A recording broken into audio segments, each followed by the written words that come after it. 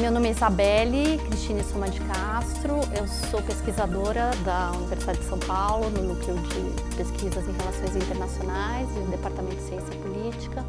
Vim falar sobre o orientalismo, um livro do Edward Said.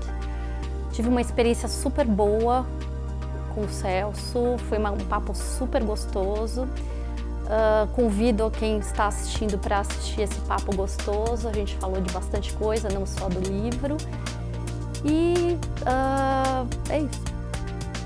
Oi pessoal, bem-vindo mais uma vez ao nosso Slow Talk, o Quem Somos Nós. Se você quiser ter acesso a todas as conversas que nós já fizemos, vai lá no quemsomosnós.com.br. Escolha a plataforma que você preferir, YouTube, SoundCloud, Spotify, qualquer uma.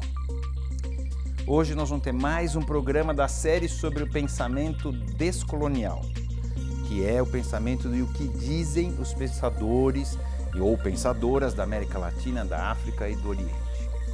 Aqui com a gente, para falar sobre o pensamento de Edward Said e o seu livro seminal chamado Orientalismo, a pesquisadora, doutora em História Social e mestre em Letras pela USP, Isabelle Soma.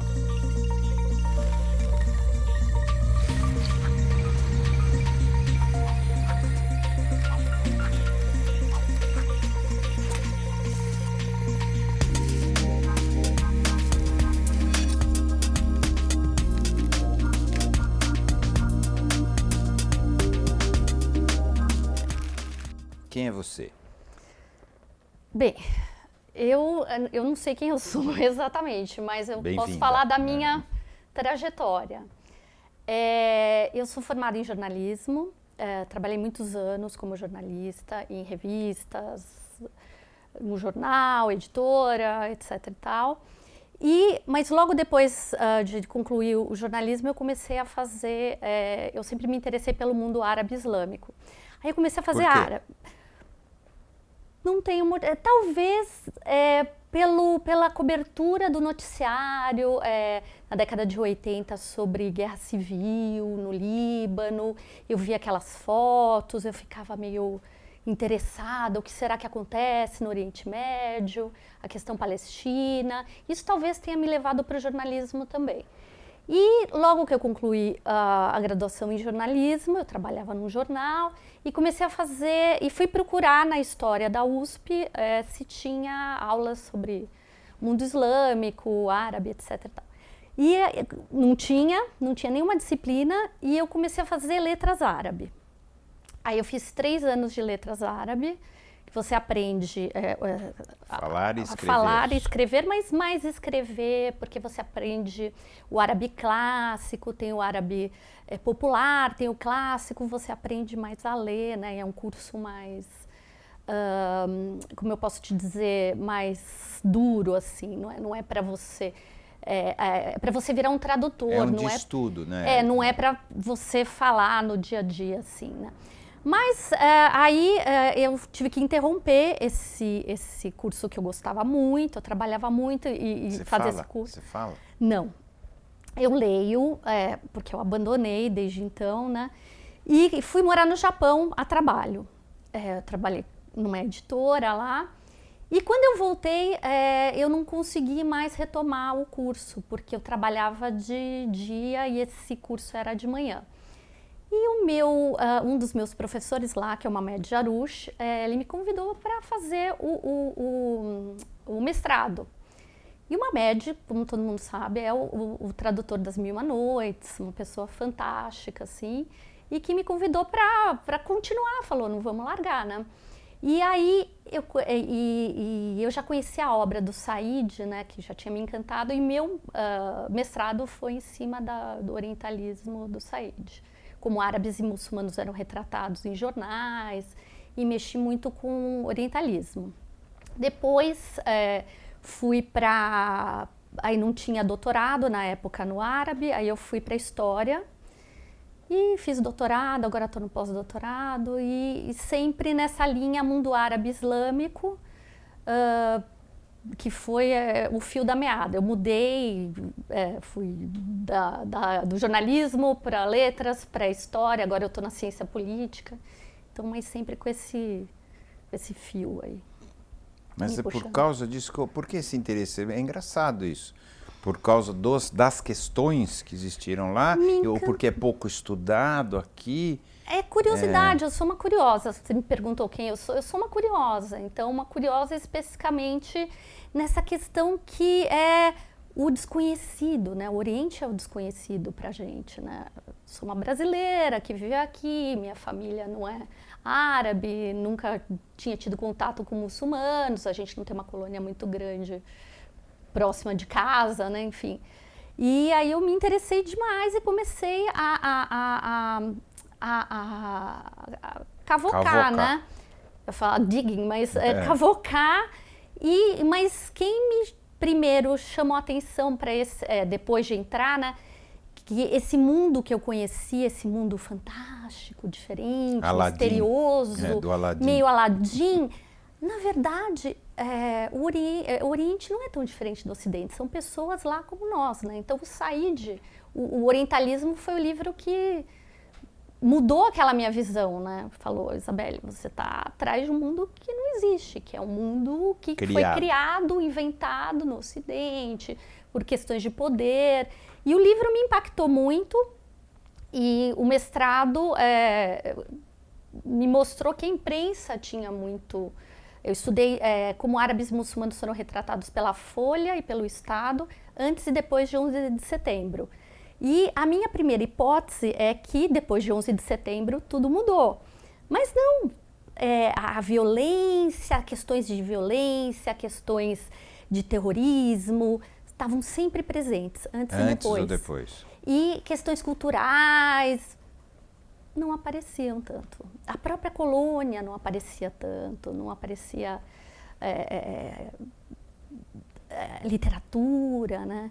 Que, aliás, literatura Mil e Uma Noites, né? Que as pessoas falam. Mas né? Isso que é o chato da história. Que é de quando? Mil e Uma Noites é uma compilação de várias, né? Que veio, enfim, algumas histórias vieram da Índia. Mas o mais interessante é que a Universidade de São Paulo tem tradutores fantásticos que vieram trazendo nos últimos anos, hoje em dia nem tanto, porque eu acho que o mercado editorial está meio complicado, mas vieram trazendo obras fantásticas, estão traduzindo diretamente do árabe. O que o Mamed Jarouche fez não tem em nenhum lugar do mundo. Ele pegou manuscritos que ninguém traduziu. Então, esses manuscritos só estão traduzidos para o português. A Safa Jubran traduziu muitos livros também, muito interessantes. Ela traduziu Milton Ratum para o árabe também. Então, esse curso... está trazendo o mundo árabe, esse mundo árabe que a gente não conhece, para a gente conhecer, né? Tá, vamos falar do livro? Vamos. Do Said primeiro, vamos falar um pouquinho, uma mini biografia dele, vale? O Said nasceu em 1935, em Jerusalém. Ele passou os primeiros anos nessa Palestina de mandato britânico, né? E um pouco antes da Nakba, né, que também é a independência de Israel, e é vista como Nakba, a grande tragédia, enfim, a grande dispersão dos palestinos, antes, foi em 47, a família dele mudou para o Egito. E foi no Egito que ele passou os primeiros anos da vida dele, os primeiros anos não, ele já tinha 12, infância, né? Já tinha 12. E passou esse período numa escola inglesa. Também na Palestina, né? Também na Palestina, não é isso? Na Palestina eu não me lembro. Agora, essa escola é muito interessante, que ele estudou no Cairo, que é a escola da elite local, e ele conta até que ele sofria bullying de uma pessoa que ficou muito famosa, que era o Omar Sharif. Então ele tinha uma treta lá com o Omar Sharif, enfim, que ficou super famoso, né? E ele foi expulso da escola, ele foi convidado a se retirar da escola. E o Por pai, quê? Por comportamento, porque ele não era feliz ali, ele tinha várias questões. E o pai dele enviou ele para os Estados Unidos para uma boarding school, né? Uma escola interna, um internato. em Massachusetts, um lugar branco, majoritariamente cristão. Ele era cristão também, né? Ele era cristão protestante, que é uma minoria dentro de uma minoria, né? Então ele era minoritário. E lá nos Estados Unidos ele passou por essa questão de se ver como o outro, né? Porque no mundo árabe, no Egito ele já não era egípcio, né? Ele era palestino. Aí ele foi para os Estados Unidos e ele não era americano. E lá nos Estados Unidos tem essa questão muito específica racial, né? Então a gente não é branco, a gente é latino. O árabe é uma pessoa de cor, vista como de cor, como eles chamam, enfim. E aí ele foi vendo, foi passando por situações, como que eu posso dizer, difíceis, né? Mas ele acabou seguindo a carreira acadêmica, ele estudou em Princeton, fez a graduação em Princeton, depois ele fez o mestrado e doutorado em Harvard, quer dizer, também... Não está mal, Ele né? não estava mal, né? Ele era uma pessoa bem razoável. Né? E o interessante é ele ter se especializado em literatura inglesa, né? Ele era professor de literatura. De literatura comparada, que eles chamam. Mas ele se especializou numa língua que não era dele. E isso era muito interessante nas entrevistas dele, né? Você vê como ele falava um inglês castiço e como ele se portava como um americano intelectual. Acho que essa visão das pessoas, né? Mas ele é um palestino, ele está defendendo... É uma coisa que confundia a cabeça um pouco das pessoas. Mas, enfim, essa é a biografia. Ele morreu em 2003 de uma leucemia que foi diagnosticada na década de 90. Mas tem muita coisa da biografia dele aí que eu tô... Pulando. Que eu tô pulando. Eu falei um pouco da trajetória dele, né? Então, mas vamos voltar. Em que momento que ele deu o clique? Porque do jeito que você está falando assim, ele tentou se inserir na sociedade americana quase como um americano. Não se inserir, ele se estranhou, mas ele completamente vestiu, assimilou. Então, ele vestiu, né? Exatamente. Um personagem, alguma coisa assim. Em algum momento ele deu o clique ou não teve isso? E falar, não, peraí, isso que falam sobre o Oriente, que ele depois fez o livro, etc., isso que há tempos é uma questão de dominação, né? Porque no final o resumo do resumo é essa. Ele já tinha isso, ele já sentia isso ou não? Tem uma questão ou pessoal. Ou aconteceu alguma coisa? Tem uma questão pessoal que ele tem uma biografia que chama Fora do Lugar. E ele nunca se sentiu à vontade nem no mundo árabe, nem nos Estados Unidos. Então ele era uma pessoa que nunca se sentiu americano, nunca se sentiu 100% palestino. Então ele tinha essa questão deslocado meio híbrida. Sempre. Deslocado, exatamente, é isso. Entendo perfeitamente. Mas ele despertou politicamente, né, assim dizendo, em 67. Depois da chamada Guerra dos 6 Dias, ou a Nakba. Quando Israel fez a Guerra dos 6 Dias, exatamente, né? Aí envolveu o Egito, os países árabes. E como que ele se sentiu atingido por isso? Por causa da cobertura da imprensa. Ele viu como em Nova York, que tem uma comunidade judaica bem grande, mas não só por isso, os Estados Unidos tinham um lado nessa questão, e ele se sentiu muito mal representado pela imprensa. Ele achou que a visão palestina não aparecia. Não era equilibrado. Não era equilibrado. Existia um lado colocado muito claro, tanto na mídia quanto nas ações do governo e tal, é isso. E ele falava muito que as pessoas falavam, nós vamos ganhar a guerra, como se os americanos realmente estivessem lutando aquela guerra, né? Como se aquela guerra fosse parte deles. E a partir disso ele começou a se ativar politicamente. E o livro, acho que também foi um pouco nessa esteira, né? Foi na esteira ele lendo muito sobre lutas anticoloniais, sobre a ascensão do estruturalismo. Então, na meados da década de 70, ele, que era uma pessoa extremamente culta e lia muito, e ele tinha um arcabouço assim, teórico fantástico na área de literatura, de filologia.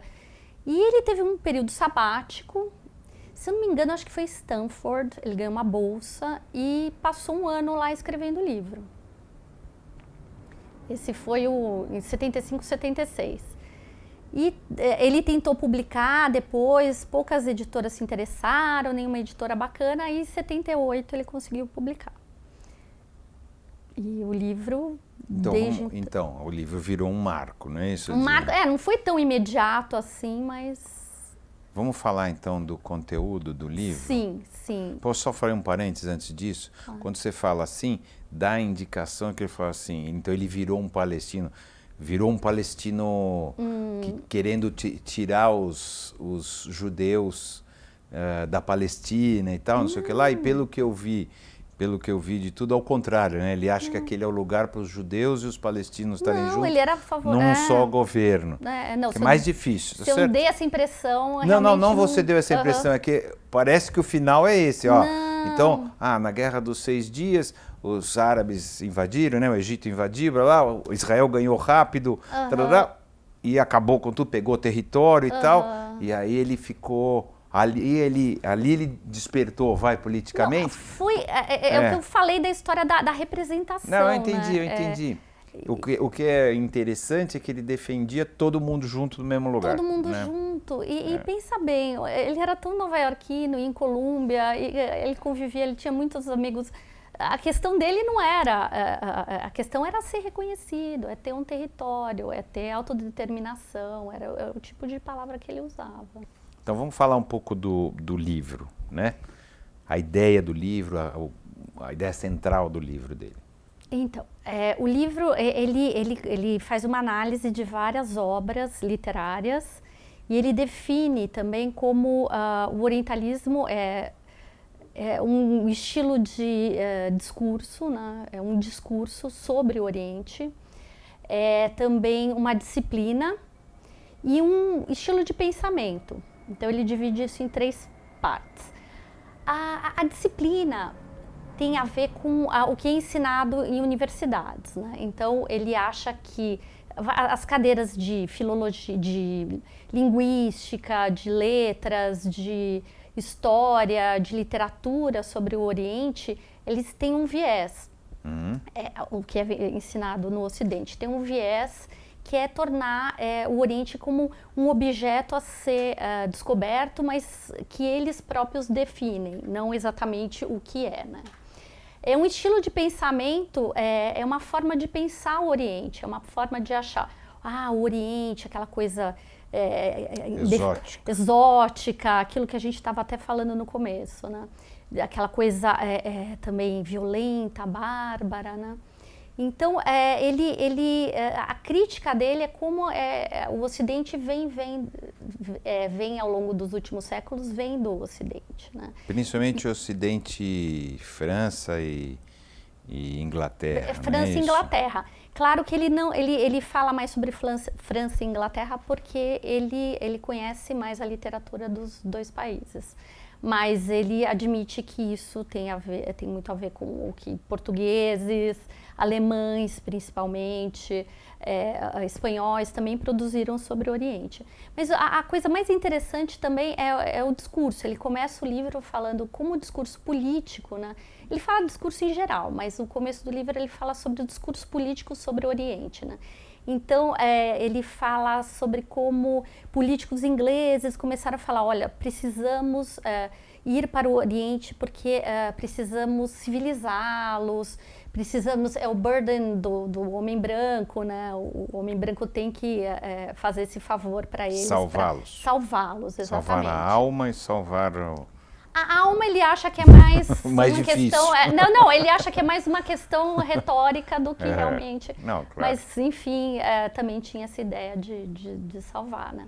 E você vê que a gente está falando do Oriente, mas quem estuda a África também, e nós da América Latina, a gente... É muito parecido o raciocínio. Por isso que o livro também fez tanto sucesso, né? E esse livro, com essas ideias, né, as ideias não eram exatamente novas, principalmente para o mundo acadêmico.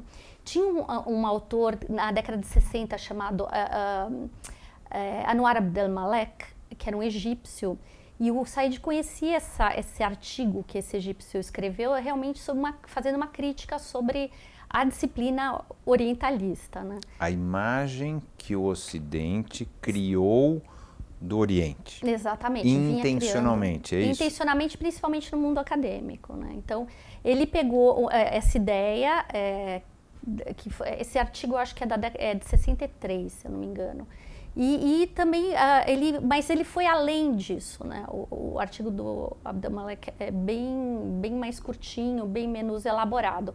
O Said foi além, porque ele faz um escrutínio em várias obras literárias, trajetórias de aventureiros. Então, aqueles aventureiros do século XIX, como o Sir Richard Burton, como depois, mais tarde, o Lawrence das Arábias. O caso do Burton é muito interessante, né? Que era um aventureiro que teve até aqui no Brasil, morou no Brasil, enfim. Conhecia português, ele conhecia mais de 50 línguas, ele fez traduções interessantes de obras indianas, principalmente. Ele traduziu As Mil e Uma Noites também, um manuscrito que ele achou, um daqueles milhares de manuscritos que tem por aí. E o Burton, ele usava isso para conquistar, ele era um membro do exército, ele chegava, ele tem um livro sobre peregrinação que ele fez vestido como árabe para Meca e Medina. Ele falava muito bem árabe, mas ele foi travestido como um afegão. E nesse livro ele descreve o caminho que ele fez. Então ele fala, tem um morro aqui e depois tem uma coisa ali. Apesar de ser um livro fantástico, ele gostava muito dos árabes, achava uma raça, né? Ele chamava uma raça superior também. Ele estava dando mapa para uma futura invasão do exército inglês. Né? Britânico. Então mesmo quem trabalhava com o mundo árabe, tentando conhecer, tentando traduzir obras clássicas, etc. Tal, tinha essa visão de a gente tem que conquistar, a gente tem que civilizar. Civilizar é que vai mal, porque se a gente lembrar da cultura árabe, que eles não ignoravam matemática, né, filosofia, um monte de coisa, né, medicina árabe, etc. Era conhecido, né, do Ocidente, tá certo? É conhecido, mas não é valorizado. E aí a ideia de que precisava civilizar é um pouco... Porque muito foi bebido ali, né? Muito do que sobrou dos gregos veio via árabe, não é isso? Então, fica difícil a ideia de você falar, não, nós precisamos ir lá civilizá-los, sendo que boa parte do que a gente bebeu de cultura foi cultura árabe. Exatamente. Os árabes traduziram os gregos, né? Então a gente só tem os gregos... Por causa dos árabes. Filosofia grega por causa dos árabes. Então, exatamente. Então fica difícil acreditar de que achava que era inferior culturalmente. Não é isso? Exatamente. Para mim ficou um buraco ali. Acho que é mais fácil você falar assim, eu finjo que você é inferior porque eu preciso da tua terra para pegar alguma coisa.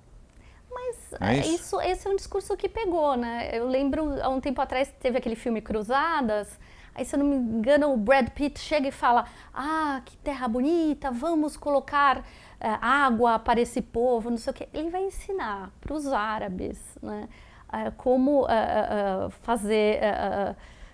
usar água, né? Eles têm banhos, né? No mundo árabe tem os banhos públicos, né? Enquanto a Europa estava tendo peste bubônica, por questões de limpeza, os árabes já tinham hospitais, já tinha universidade, Mas tem gente que fala que houve uma decadência disso tudo e aí uma ascensão ocidental. Uma ascensão tecnológica ocidental, isso... E uma decadência dessas de tecnologia ficou... não estou defendendo, tá? Estou passando para frente. A gente fala assim, ficou parado lá no século XVI e o Ocidente caminhou. E isso que criou essa diferença. E não necessariamente, essa diferença não é só inventada. Tem gente que fala assim, que o que o Said coloca, na verdade, tem bases reais. Mas isso você entende o que eu estou falando? Não, mas e mesmo do século XIX para cá, já existiam as diferenças, né? Então, o Ocidente, Europa, né? O Ocidente nós estamos chamando de Europa, por enquanto. Ela estava num estágio mais avançado, de novo, estou passando que eu estava no estágio mais avançado do que isso, e que então não é na verdade uma coisa inventada que o Oriente estaria atrasado, entendeu? Mas o discurso vem de antes, né? Ele pega isso de muito antes, e esse discurso também ele oblitera esses ganhos árabes, né? Esses ganhos do... Mas você entende a colocação? Entendo. Num determinado momento, não era invenção. Você apaga o passado, mas se você pegar aquele momento... Mas então, você apaga o passado, né? Você fala, olha, essa gente precisa ser... Neste momento. Assim. Mas não é nesse momento, é o sempre, sabe? E vem dizer que o Ocidente era tão mais desenvolvido. E a questão do Said também é falar essa diferença, né? Sempre colocar essa diferença. O Oriente e o Ocidente. Tem essa diferença? Onde está, né? Onde a gente acha essa linha divisória, né? Você coloca uma linha divisória, apesar de que ele usa muito, por exemplo, quando ele fala de Marx, ele fala, o Marx esse intelectual ocidental, né? Aí, quando às vezes ele cai nessa dicotomia, nesse problema que ele mesmo denuncia, né? Então, também é difícil a gente pensar em termos não ocidentais e não orientais hoje em dia, como está sendo, como cada vez mais a gente está criando um fosso. Mas ele quer pensar como a minha sensação é como eu consigo não pensar como um ocidental quando eu tenho contato com outra civilização. Agora não importa se é oriental ou não. Assim, como que eu saio do meu lugar? Você entende o que eu estou falando? Entendo, mas... Quando você olha e vê lá o turbante, tarará, não estou justificando, mas como eu não consigo achar isso exótico? Se isso não faz parte do meu dia a dia. Isso não quer dizer pior ou melhor, tá certo? A questão não é julgamento de valor. Mas como eu não consigo achar isso diferente? Não, mas a gente acha diferente. A gente acha, como eu acho diferente quando eu vou para os Estados Unidos então tem algumas é coisas natural lá que a gente trate como algo que não é nosso. Você entende natural, isso? mas o que ele denuncia é essa divisão, sabe? A gente não está dividindo em países, em homem e mulher, coisas... A gente está dividindo o globo pela metade. E, geralmente, esse Ocidente é Europa, como você estava falando, e Estados Unidos. Mais tarde, Estados Unidos. Mais né? tarde, depois da Segunda Guerra, Estados Unidos. Estados Unidos. Então... Que é a Europa que mandava antes, né? Agora, depois virou Estados Unidos. Agora vai ser China. Então, e com essa ideia veio a reboque a ideia do Huntington de dividir o mundo em 8 partes, o mundo islâmico, o mundo confuciano, o mundo latino-americano. Será que a gente é tão diferente assim para dividir? A gente não quer as mesmas coisas, a gente não quer ser feliz, criar nossos filhos, né, ter conhecimento. Né? Você entende que você criar uma linha divisória é uma coisa complicada? Claro. É que ele coloca que isso era uma maneira de dominação. De dominação. Então, eles precisam da gente, a gente vai...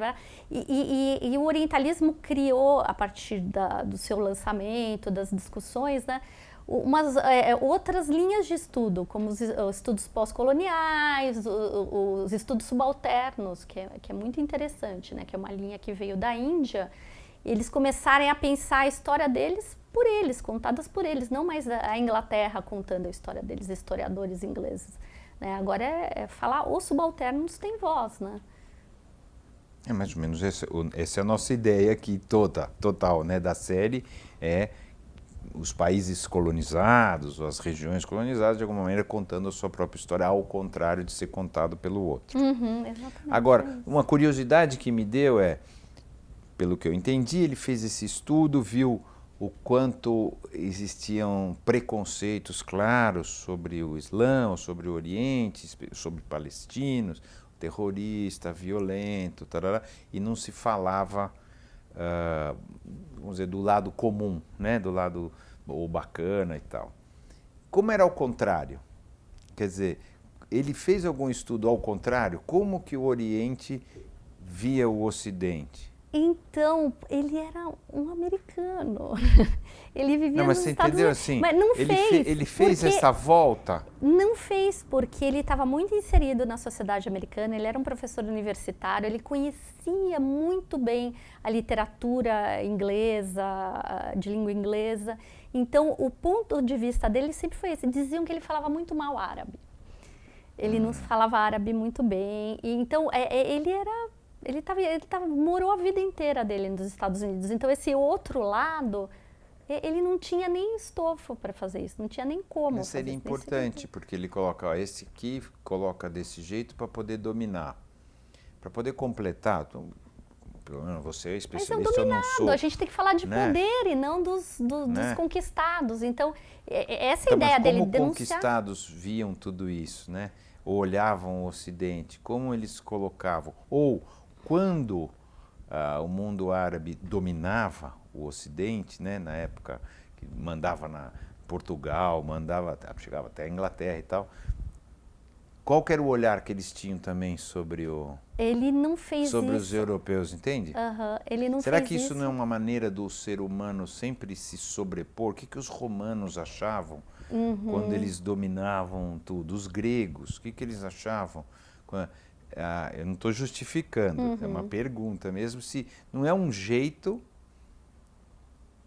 que a humanidade, um jeito errado, né? Mas não é um jeito que a humanidade encontrou de simplesmente dominar os outros e impor a sua...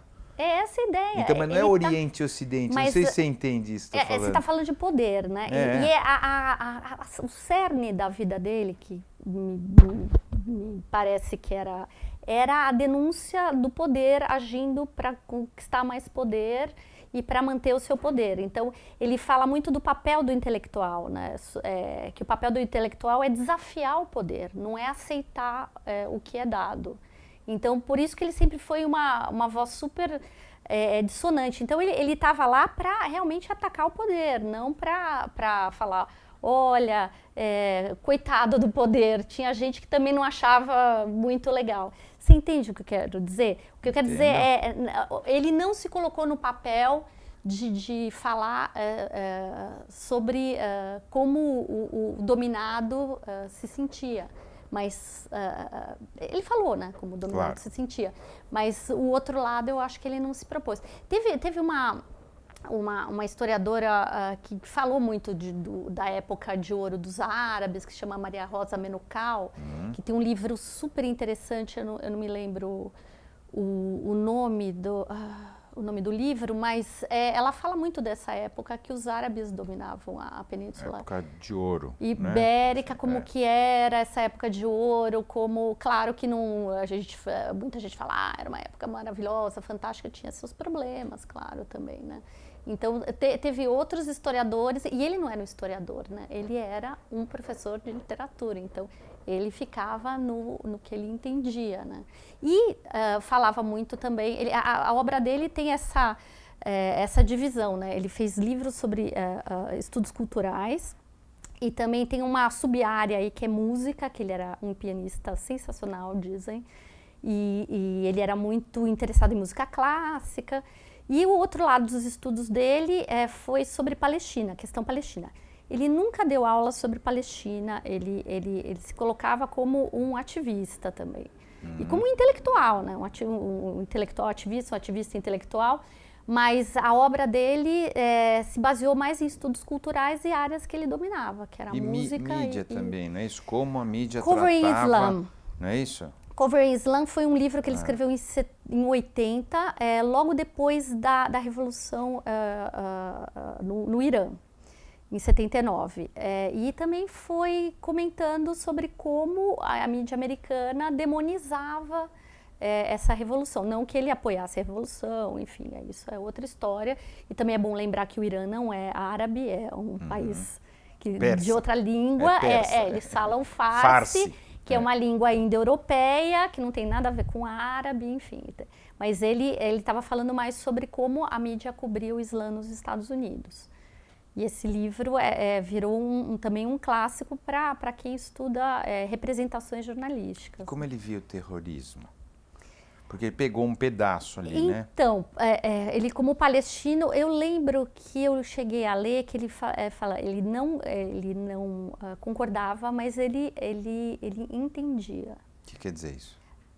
Ele era contra, mas ele entendia quem praticava, por exemplo, atentados terroristas. Ele entendia a miséria que aquelas pessoas viviam, ele entendia o desespero que aquelas pessoas viviam, então era uma coisa que ele era contra, obviamente, mas ele entendia o lugar que essas pessoas como chegavam. Desespero, entendia como uma saída do desespero. Como desespero. Mas acusaram ele de ser terrorista, o escritório dele em Colômbia foi incendiado. Aliás, é a única sala em Colômbia até hoje que tem porta de ferro, né? Sala de professor. Você chega lá, tem 2 portas de ferro, tem uma professora que agora está com essa sala. Incendiaram Aliás, recentemente também teve um atentado. Quando eu estava em Nova York, o ano passado, picharam a porta de uma professora judia com uma suástica. Então, esses ataques são bem comuns, né, em tempos difíceis. Como você acha que ele veria, então, ele morreu em 2003, não é isso? 2003. Como ele veria o atentado do... Antissemita? Não, do 11 de setembro. De 11 de setembro, ele achou um absurdo. Ele também tem um comentário importante sobre essa questão de atentados. Teve um atentado em Oklahoma na década de 90, não sei se você lembra. Eu não lembrava, mas para estudar para você eu vi. Ah, que bom. Eu não me lembro a data específica, mas eu me lembro, ele fala que logo depois que teve o atentado, foi um prédio federal que foi derrubado, morreram mais de 230 pessoas, tem uma foto clássica de um bombeiro com uma criança no colo, quer dizer, tinha uma creche lá dentro, uma coisa horrível.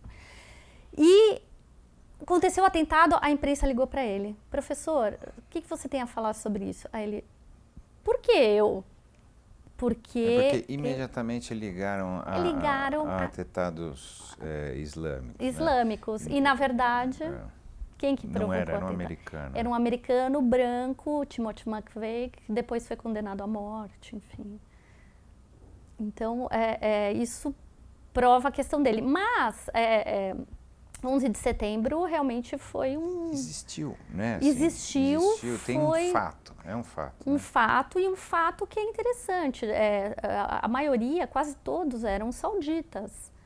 Né? E o atentado... Teoricamente é um país aliado dos Estados Unidos. Então, não foram palestinos, não foram iranianos, não foram os inimigos clássicos, né? Foram sauditas. Então, é algo que ele também denunciou, fala, olha, o poder continua se mantendo no poder e obviamente, ele não teve muito espaço para falar. E ele já estava cada vez mais indo menos à TV, falando por causa da doença. Se expondo por causa da doença, mas também principalmente porque ele falava que a TV não dava tempo para você elaborar um argumento. Ele dizia que ele chegava num programa de TV e perguntavam, você aprova o terrorismo? E não dá para você elaborar. Então ele também já vinha se afastando, mais escrevendo textos. Entendi. Então, você olhando, porque depois você partiu dos estudos dele, etc., você faz outros estudos, né, até sobre terrorismo, tá certo? Olhando o trabalho dele hoje, ele teve ou tem muita importância, não sei, foi um marco, né, da discussão sobre como o Ocidente olhou preconceituosamente o Oriente, etc. Olhando agora, depois que você já fez toda essa trajetória, qual que é a tua opinião sobre esse olhar que ele coloca no livro? Então, é olhar o outro como se fosse igual a você. Eu acho que hoje em dia eu faço trabalho de campo em comunidades islâmicas, eu converso com gente, com pessoas da Força de Segurança, a Polícia Federal, quer dizer, pessoas que são muito diferentes de mim, né? Mais o pessoal da segurança do que a comunidade islâmica, mas eu não sou agnóstica, enfim. Mas o que eu estou dizendo é que você tem que ter esse olhar com o outro, né? Ver o outro como uma pessoa como você. Então, isso que me fica muito do orientalismo, né? Ver as pessoas, poderia ser você, poderia... Sabe, uma coisa humanista que ele fala, eu puxo muito pro... Eu acho que a solução dos problemas é humanismo, né? Você tratar as questões, tirar a religião, política, não sei o quê, e ver as pessoas como elas são, como elas agem. Nós estamos indo para o caminho oposto. Nem me fala. Isso? Nem me fala, estamos. Atualmente... Quer dizer, por alguma razão, ou por algumas razões, o que parecia que a gente estava indo para um lado, não o Brasil, né? Estou falando do mundo. A gente está indo para o outro, ao contrário disso tudo que você está falando. Cada vez mais o outro é um estranho, né? Cada vez mais. E cada vez mais existe essa disputa de poder em qual outro vai dominar o outro. Não é isso? Então, a gente passou por uma outra questão. Eu acho que essa questão do humanismo ficou tão lá atrás, né? Agora a gente tem que conseguir conversar. A gente não consegue mais conversar com o diferente, né? Você não tem mais uma conversa, você tem acusações, você tem... Né?